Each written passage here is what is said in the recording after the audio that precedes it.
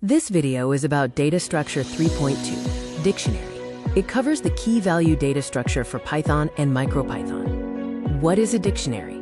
Unlike a list, which uses numerical indexes, a dictionary stores data with a labeled key. This makes accessing data easier to read and understand without needing to remember numerical indexes. A dictionary is declared using curly braces. It consists of a key, the label, and a value, the actual data, separated by a colon, forming a key-value pair. Key creation has two main rules: unique, meaning keys cannot be duplicated, and immutable, meaning keys must be an immutable data type like a string or number. The four basic dictionary operations are read, update, delete, and loop. Read accesses data using the key. Update assigns a new value to a key. Delete removes a key-value pair. Loop iterates through keys, values, or both.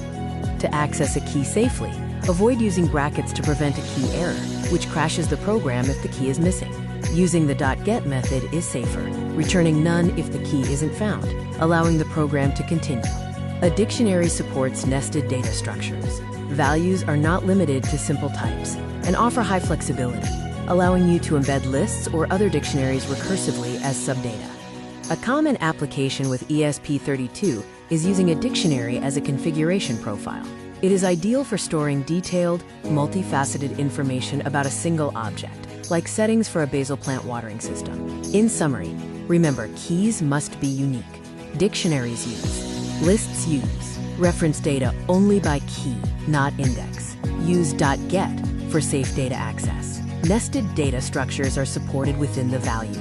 This section outlines the AI mission activities. 1. Create a dictionary with personal data. 2. Add grade to the dictionary. 3.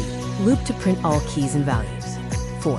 Prompt AI to suggest merging two dictionaries.